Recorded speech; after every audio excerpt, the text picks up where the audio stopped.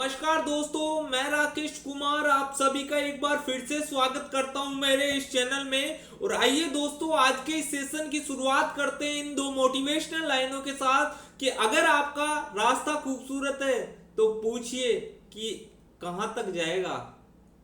अगर आपका रास्ता खूबसूरत है तो पूछिए कि ये कहां तक जाएगा, पर अगर आपकी मंजिल खूबसूरत है तो रास्ते की परवाह मत कीजिए दोस्तों। मतलब अगर आपका लक्ष्य बड़ा है और सुंदर है तो कठिन रास्तों से भी डरिए मत, चल पड़िए, क्योंकि मंजिल हर दर्द को मिटा देती है दोस्तों। मंजिल मिल जाने के बाद आपको दर्द का एहसास नहीं होगा। तो दोस्तों, आज हम पढ़ते हैं कक्षा 10 का प्रश्नावली 1 देखते हैं क्या है। प्रश्नावली 1 का नाम है वास्तविक संख्याएं। दोस्तों, पहले हम संख्याओं के बारे में पढ़ते हैं, उसके बाद प्रश्नावली 1.1 के प्रश्नों को हल करेंगे। आइए दोस्तों, विलंब नहीं करते, सीधा प्रश्नावली की ओर बढ़ते हैं। देखो दोस्तों, प्रश्नावली है वास्तविक संख्याएं। तो सबसे पहले मैं इन संख्याओं को समझने के लिए दोस्तों एक छोटी सी कहानी बनाई है मैंने, जिसके माध्यम से आपको याद रखना है। यहाँ पर एक लड़का है, यहाँ पर एक लड़का जा रहा है राम नाम का एक लड़का है दोस्तों। ये एक राम नाम का लड़का है और वो इस जंगल से जा रहा है और उसे एक बैग मिलता है दोस्तों। ये बैग था और इस बैग में संख्याएं थी और इस संख्याओं का नाम था प्राकृत। इस संख्याओं का नाम था प्राकृत संख्याएं। देखो दोस्तों, इसने याद कैसे रखा कि इसमें प्राकृत संख्या ही है, क्योंकि ये प्रकृति से गुजर कर आया था। प्रकृति से गुजर कर आया था तो इसने देखा था कि एक नदी है, एक तालाब है, एक पेड़ है, 100 जानवर है। दोस्तों, इसने ऐसे नहीं बोला था कि वहां जीरो नदी है या माइनस की नदी है, तो इसने इसको याद रख लिया कि प्रकृति से गुजर के आया, प्राकृत संख्या है। तो प्राकृत संख्याएं दोस्तों कहां से प्रारंभ होती है? 1 से प्रारंभ होकर कितनी भी जा सकती है, अनंत तक जाती है दोस्तों। अनंत मतलब जिसका अंत नहीं है। जैसे ये लड़का आगे गया, इसे एक लकड़ी का जीरो मिल गया। इस लड़के ने इस जीरो को उठाकर इस थैले में रख दिया। इस थैले में रख दिया तो अब थैले में रखते ही प्राकृत संख्याएं तो पहले से थी, उसने थैले में जीरो को और जोड़ दिया और जीरो को और जोड़ते ही इसने कहा कि अब मेरे पास इस थैले में क्या है? इस थैले में पूर्ण संख्याएं हो गई। क्यों हो गई पूर्ण? क्योंकि जीरो मिल गया प्राकृत में, तो इसलिए मेरे पास क्या हो गई? पूर्ण संख्याएं होगी। तो दोस्तों, पूर्ण संख्याएं कहां से प्रारंभ हो गई? जीरो से प्रारंभ हो गई और उसमें प्राकृत संख्याएं तो थी, यानी 1 से लेकर अनंत तक की संख्याएं भी थी। यानी पूर्ण संख्याएं कहां से प्रारंभ होती है दोस्तों? जीरो से प्रारंभ होकर अनंत तक जाती है। अब उसके बाद दोस्तों ये आगे गया। अब ये लकड़ी का जीरो था, इसको काटने के लिए आरी की आवश्यकता पड़ी। आरी इसने उठाई, आरी उठाकर इस बैग में रख लिया। अब देखो दोस्तों, आरी कुछ इस प्रकार की है और इस प्रकार का चिन्ह होता है माइनस का, यानी इसमें इसने माइनस की संख्याएं रख ली उठा के, यानी माइनस की संख्याएं उठाकर रख ली। तो इसने एक नाम दिया इसको कि अब कौन सी संख्याएं बन गई दोस्तों? ये पूर्णांक बन गई। अब कौन सी संख्याएं बन गई दोस्तों? पूर्णांक संख्याएं बन गई। यानी जीरो से लेकर अनंत, तो जीरो से लेकर अनंत तक की संख्याएं तो मेरी किसमें थी? पूर्ण संख्याओं में भी थी, पर इसमें एक्स्ट्रा क्या मिली मेरे को? माइनस वाली संख्याएं मिल गई दोस्तों। यानी माइनस अनंत से लेकर प्लस अनंत तक की संख्याओं को मैंने कहा कि ये पूर्णांक संख्याएं हैं। अब उसके बाद दोस्तों ये आगे गया तो इसको एक हथौड़ी नजर आई छोटी। अब हथौड़ी से कैसे याद रखना है दोस्तों? यानी ये चिन्ह खींच दिया हमने, ऊपर भी कुछ लिखना है, नीचे भी कुछ लिखना है। यानी यहाँ ये अंश बट्टा हर के रूप में मैंने लिखा, यानी यहाँ तो लिख दिया P और यहाँ लिख दिया Q, यहाँ तो लिख दिया P और यहाँ लिख दिया Q। तो दोस्तों ये होगी मेरी परिमेय संख्याएं। यानी ये परिमेय संख्याएं क्या होगी दोस्तों? परिमेय संख्याएं जो ये पूर्णांक संख्याएं हैं, ये वाली सारी संख्याएं तो होगी, पर जैसे 1/2 है मेरा, यानी 1/2 ये देखो दोस्तों, परिमेय संख्याओं की रेंज भी माइनस अनंत से लेकर प्लस अनंत तक होती है। पर इसमें एक चीज ये ध्यान रखना है, कि फिर इसमें भी यही थी, पर इन दोनों में अंतर क्या हुआ? फिर अंतर ये हुआ कि जैसे 1/2 लिखा हुआ है, वो पूर्ण नहीं है, पूर्णांक भी नहीं है, पर वो परिमेय संख्या है। और परिमेय संख्या जानता हूं दोस्तों, P/Q के रूप में लिखते हैं, जहां P भी पूर्णांक हो और Q भी क्या हो? मेरा पूर्णांक संख्या होती है। तो दोस्तों इस प्रकार हमने परिमेय संख्याएं भी देख ली।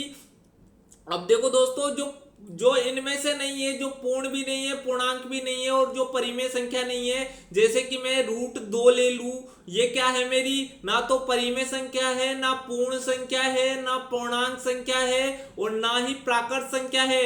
तो इसको नाम दे दिया दोस्तों मैंने अपरिमेय संख्या। ये हो गई मेरी अपरिमेय संख्या। अपरिमेय संख्या दोस्तों इनको ऐसे ही याद रख लेना। अपरिमेय संख्या क्या होती है, √2, √5, जो रूट के अंदर जो पूर्ण वर्ग संख्या नहीं आती वो मेरी अपरिमेय संख्या होती है।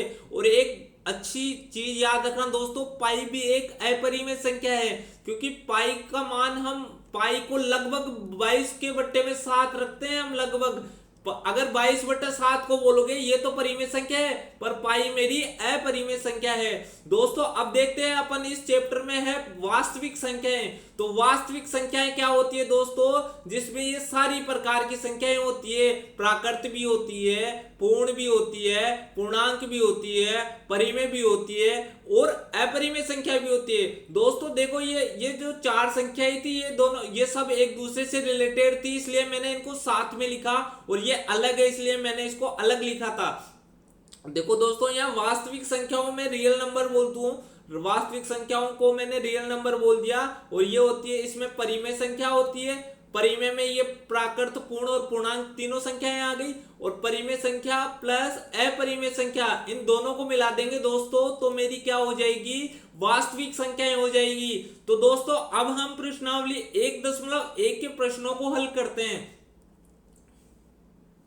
प्रश्नावली 1.1 के प्रश्न क्या कह रहा है, प्रश्न नंबर 1 देखो, परिमेय संख्या मैंने P/Q के रूप में लिखा था, और P और Q क्या है मेरा दोस्तों, पूर्णांक है, पूर्णांक होना चाहिए, इस चीज का ध्यान रखना, ये पूर्णांक होना चाहिए। और Q बराबर क्या नहीं होना चाहिए, 0, यानी P भी पूर्णांक होना चाहिए दोस्तों। ये देखो अब क्या करना है, इसमें प्रश्न नंबर 1 क्या कह रहा है, क्या 0 एक परिमेय संख्या है, क्या 0 एक परिमेय संख्या है, क्या इसे आप P/Q के रूप में लिख सकते हैं, जहां P और Q पूर्णांक है। देखो दोस्तों P और Q पूर्णांक होने चाहिए, और इसमें है भी, और जहां Q बराबर भी 0 नहीं है, तो ये सारी कंडीशन फॉलो कर रहा है। ये 0 एक परिमेय संख्या होगी दोस्तों, क्यों होगी, क्योंकि 0 के बट्टे में मैं 1 लिख सकता हूं। ये तो मेरा P का मान हो गया, ये तो मेरा Q का मान हो गया, ये मेरा P का मान हो गया, यानी 0 भी एक पूर्णांक है दोस्तों, 0 भी एक पूर्णांक है, और 1 भी क्या है दोस्तों, 1 भी मेरा पूर्णांक है, और होना भी यही चाहिए। और देखो Q यानी 1 0 के बराबर भी नहीं है, तो ये क्या हो जाएगी, मेरी परिमेय संख्या हो जाएगी दोस्तों। परिमेय संख्या होगी, और क्यों होगी इसका रीजन भी मैंने बता दिया है कि P और Q का मान 0 के बराबर नहीं है, सॉरी P और Q पूर्णांक संख्या है, और Q का मान 0 के बराबर भी नहीं है, इसलिए 0 भी एक क्या है, मेरी परिमेय संख्या है। देखो दोस्तों आगे वाला प्रश्न नंबर 2 क्या कह रहा है, इसमें प्रश्न नंबर 2 को देखते हैं अपन। प्रश्न नंबर 2 क्या कह रहा है, प्रश्न नंबर 2 में कह रहा है 3 और 4 के बीच में 6 परिमेय संख्या ज्ञात करनी है। दोस्तों बहुत ही आसान तरीका बताऊंगा मैं आपको, जिससे कि आप बहुत आसानी से 6 परिमेय कितनी भी, जितनी पूछे उतनी कितनी भी संख्याएं ज्ञात कर सकते हो। देखो दोस्तों मैंने लिखा, पहले वाला नंबर है उसको लिखा, अब इधर लिखा मैंने 6 परिमेय संख्या ज्ञात करनी है, तो इसमें जोड़ना है 1, 6 में 1 जोड़ा तो कितना हो गया दोस्तों, 7 हो गया, 7 हो गया। अब दोस्तों परिमेय संख्या होगी, मतलब इसके बट्टे में मैंने 1 लिख दिया, कोई फर्क नहीं पड़ेगा, ये परिमेय संख्या है। अब मेरे को क्या करना है दोस्तों, अंश बट्टा हर को 7 से गुणा कर देना है, अंश बट्टा हर को 7 से गुणा करना है, यानी ये हो गया मेरा 7 या 21, और 7 एकम 7, यानी 3 को 7 से गुणा किया दोस्तों तो 21 आ गया, और 1 को 7 से गुणा किया तो कितना आ गया, 7 आ गया। तो दोस्तों इस प्रकार ये तो मेरी क्या है, ये तो 3 ही है, यानी 21/7 तो लेना ही नहीं है, इसके आगे का नंबर लेना है। इसके आगे का नंबर क्या होगा मेरा, 22/7, 22 के आगे आएगा 23/7, 24/7, 25/7, 26/7। दोस्तों कब तक लेना है, देखो 6 संख्या लेनी है, तो देखो बीच में लेनी है, और ये हो गई मेरी 27/7, और आगे की अगर मैं लिखूं तो 28/7। देखो दोस्तों इसका मतलब तो 3 ही है, इसका मतलब तो 3 ही है भाई। 21 में 7 का भाग देंगे तो 3 आ जाएगा, और इसका मतलब है 4, यानी 28 में 7 का भाग देंगे तो 4 आ जाएगा। अब देख लो दोस्तों बीच में गिन लो ये संख्याएं 6 है या नहीं है, और ये सब परिमेय संख्या है क्योंकि P बट्टा Q के रूप में लिखा हुआ है। 22/7, 1 2 3 4 5 और 6। दोस्तों इनके बीच में 3 और 4 के बीच में पूछा था, इसलिए हम ना तो ये 21/7 को लिया और ना ही 28/7 को लिया। आप इस प्रकार कितनी भी परिमेय संख्याएं ज्ञात कर सकते हो दोस्तों। दो दो पूर्णांकों के मध्य अनंत परिमेय संख्याएं होती है दोस्तों, इस चीज का ध्यान रखना।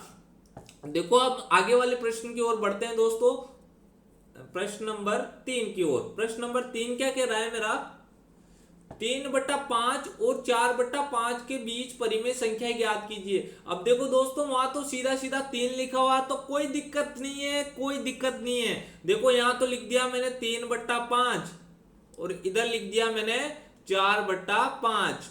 अब क्या करना है दोस्तों, ये पूछ रहा है कि 5 परिमेय संख्याएं ज्ञात करो, तो क्या दिक्कत आ गई, 5 ज्ञात करनी है तो 5 में जोड़ दो, पहले तो 1 को जोड़ दो, तो ये क्या हो जाएगा मेरा 6 हो जाएगा। अब 6 का क्या करना है, 6 को 3 से गुणा करो और 6 को 5 से गुणा करो, तो 6 दिया तो क्या हो गया दोस्तों 18, और 6 को 5 से गुणा किया तो ये हो गया मेरा 30।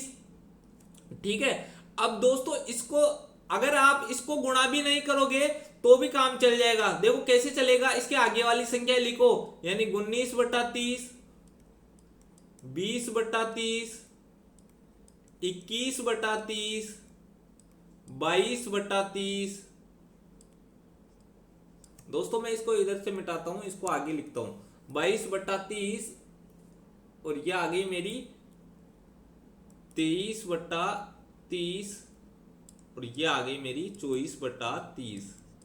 अब देखो दोस्तों 5 संख्याएं पूछा था मेरे को इसने बीच में, 1 2 3 4 और 5, ये पांचों संख्याएं होगी। क्यों होगी, देखो 18/30 तो लेना ही नहीं है, क्योंकि 18/30 का मतलब तो क्या है 3/5 है, तो इसने कहा था कि 3/5 से तो आगे होनी चाहिए, और क्या था 4/5। ये देखो 6 का भाग दिया तो 6 चौक 24, और 6 का भाग दिया तो 5, ये 4/5 है, यानी ये भी नहीं लेनी क्योंकि इससे पहले वाली होनी चाहिए और इसके बाद वाली होनी चाहिए। तो इस प्रकार दोस्तों ये 5 संख्याएं ज्ञात कर ली हमने, और बड़ी आसानी से ज्ञात किए दोस्तों। और आपको कोई सी भी संख्या आ जाए, जितनी संख्याएं पूछे उसमें जोड़ दो 1, और उसमें 1 जोड़कर जो भी संख्या है पहले वाला नंबर उसको भी अंश और हर में उस संख्या से गुणा करो, और जो अंत वाले नंबर को नहीं भी करोगे तो कोई दिक्कत नहीं है, पहले वाली संख्या के आगे की संख्याएं लिखते जाओगे दोस्तों, तो जो ये आगे वाली संख्या है ये अपने आप प्राप्त हो जाएगी। तो दोस्तों प्रश्न नंबर 4 की ओर बढ़ते हैं हम। प्रश्न नंबर 4 क्या कह रहा है मेरा, प्रश्न नंबर 4 की ओर बढ़ते हैं दोस्तों। प्रश्न नंबर 4 है मेरा, नीचे दिए गए कथन सत्य है या असत्य, कारण के साथ अपने उत्तर दीजिए। दोस्तों इसमें यह बताना है कौन सा सत्य है कौन सा असत्य है, और उसका कारण भी बताना है। प्रत्येक प्राकृत संख्या एक पूर्ण संख्या है। अब देखो दोस्तों उस कहानी से अपन याद रखेंगे, पहले अपन थैला उठाए थे तब उसमें तो ओनली मेरी प्राकृत संख्याएं थी, तो बाद में आई थी ये तो पूर्ण, जीरो तो बाद में उठाया मैंने, तो प्राकृत संख्या। अब ये कह रहा है कि ये पूर्ण संख्याओं में देखो इसने क्या कहा है, प्रत्येक प्राकृत संख्या एक पूर्ण संख्या है। तो दोस्तों ये वाली बात सही है या नहीं है, देखो ये वाली बात सत्य है, क्योंकि ये प्राकृत संख्याएं तो थी, अब आगे जाके इसने जीरो को और जोड़ दिया, मतलब जीरो जोड़ दिया तो मेरी क्या बन गई, पूर्ण संख्याएं थी ना, उसमें जीरो एक्स्ट्रा था, प्राकृत तो थी उसमें, और उसमें जीरो और एक्स्ट्रा था, तो ये पूरी प्राकृत संख्याएं तो होगी पूर्ण संख्या। परंतु अगर इसका विपरीत बोले क्या सभी पूर्ण संख्याएं प्राकृत संख्याएं हैं, तो उसका उत्तर होगा असत्य। क्यों होगा दोस्तों, क्योंकि जो पूर्ण संख्या है उसमें जीरो एक्स्ट्रा आ गया, जीरो तो मेरा प्राकृत नहीं है, जीरो तो मेरा सिर्फ पूर्ण ही है। अब क्या बोल रहा है, प्रत्येक पूर्णांक एक पूर्ण संख्या है। अब ये कह रहा है दोस्तों प्रत्येक पूर्णांक, अब पूर्णांक क्या होता है, देखो इसको मैं ऐसे लिखूं, नेचुरल नंबर यानी प्राकृत संख्याएं तो थी मेरी 1 से लेकर अनंत तक की, और ये लिखा मैंने होल नंबर, ये था यानी पूर्ण संख्याएं थी मेरी 0 से लेकर अनंत तक की। और ये होल नंबर के बाद आया मेरा इंटीजर, पूर्णांक, जेड से लिख दिया मैंने। तो ये थी मेरी माइनस वाली संख्या भी थी, इसमें 0 भी था और इसमें प्लस वाली संख्या भी थी। और रेशनल नंबर परिमेय संख्याएं तो जो थी उसमें ये सारे नंबर तो थे ही थे, रेशनल नंबर, इसमें सारी संख्या तो थे ही थे। ये परिमेय संख्या है दोस्तों, ये रियल नंबर मत समझ लेना इसको, परिमेय, ठीक है। परिमेय संख्याओं में ये सारी संख्याएं ये भी थी, ये भी थी, ये भी थी, और इसमें एक्स्ट्रा क्या आ गया, जो अंश बट्टा हर के रूप में जो लिखी हुई है अपूर्ण संख्याएं वो भी आ गई इसमें। इस चीज का ध्यान रखना, इसका रेंज भी माइनस अनंत से लेकर प्लस अनंत तक होता है, पर इनमें और इनमें इतना सा डिफरेंस होता है कि इसमें अपूर्ण जो यानी जो बट्टे में लिखी हुई संख्या है वो भी आ जाती है। अब देखो ये पहला वाला सत्य होगा, प्रत्येक पूर्णांक एक पूर्ण संख्या है, यानी जो ये पूर्ण संख्या है वो पूरी पूर्ण संख्या है। पूर्णांक में देखो ये क्या कह रहा है, प्रत्येक पूर्णांक एक पूर्ण संख्या है, यानी ये कह रहा है कि पूरी जो पूर्णांक संख्या है वो पूर्ण संख्याओं में आती है क्या, नहीं आती, ये गलत है, ये वाली बात गलत है। पूरी ये पूर्ण संख्या है तो पूर्णांक में आती है, पर पूरी पूर्णांक पर पूर्ण में नहीं आती। क्यों नहीं आती, क्योंकि इसमें माइनस वाली संख्या एक्स्ट्रा आ गई दोस्तों, इसमें क्या आ गई, माइनस वाली संख्या एक्स्ट्रा आ गई। अब क्या कह रहा है अंतिम प्रश्न कह रहा है प्रत्येक परिमेय संख्या एक पूर्ण संख्या है। अब देखो ये कह रहा है कि परिमेय संख्या है वो पूर्ण संख्या है क्या, पूरी परिमेय संख्या पूर्ण संख्या नहीं है। क्यों नहीं है, क्योंकि 1/2 है, ये मेरी परिमेय संख्या तो है पर ये पूर्ण संख्या नहीं है। तो इस प्रकार ये भी क्या हो गया दोस्तों, ये भी क्या हो गया, असत्य या गलत हो गया। दोस्तों इस प्रकार हमने आज प्रश्नावली 1.1 हल कर लिए।